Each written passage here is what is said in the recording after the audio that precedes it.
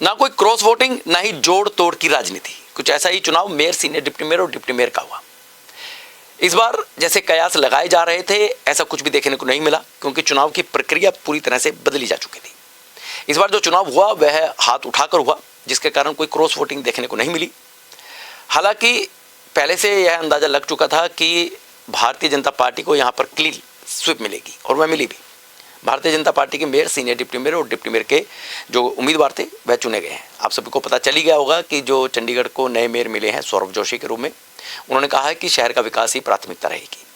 लेकिन इस सारे जो यह क्रियाकलाप हुआ है, इसके पीछे एक राजनीति देखने जरूर मिली है।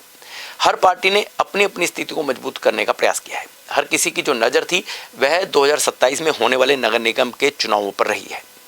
कांग्रेस और आम आदमी पार्टी ने एक दूसरे से अलग रास्ता अपनाने की कोशिश की, क्योंकि उनको पता था कि अगले साल चुनाव होने हैं और चुनावों के दौरान उन्हें मुद्दे चाहिए, और दोनों पार्टियां मिलकर अब भारतीय जनता पार्टी को अगले चुनावों में घेरने का प्रयास करेंगे। चाहे वह 24/7 पानी का मुद्दा हो, चाहे वह बिजली का प्राइवेटाइजेशन हो, या फिर सड़कों की खस्ता हालत हो, या फिर नगर निगम की जो वित्तीय हालात हो जाते हैं, खस्ता हालत हो, उसको लेकर के हो, या फिर डड्डू माजरा का डंपिंग ग्राउंड हो। कुछ ऐसे मुद्दे हैं जहां पर अब कांग्रेस और जो आम आदमी पार्टी है वह भारतीय जनता पार्टी को घेरने का प्रयास करेगी।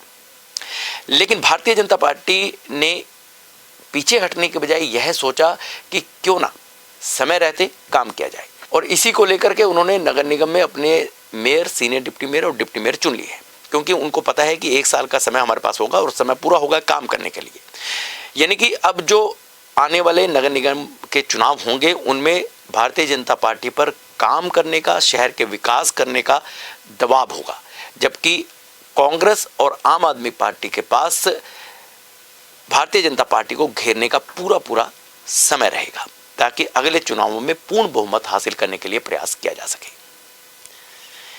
यह जो लेखा जोखा था, देने का प्रयास यह था कि जो चुनाव हुए हैं उसमें राजनीति सर्वोपरि रही है। अगले साल होने वाले नगर निगम के चुनावों पर नज़र गाड़ कर रखी गई है। उसी के तहत गठबंधन को तोड़ा गया है, या भारतीय जनता पार्टी को कहा है कि भैया आप संभालिए नगर निगम, क्योंकि हम कई मुद्दों को लेकर तैयार हैं। कितने कामयाब होंगे यह आने वाला समय बताएगा। जय हिंद।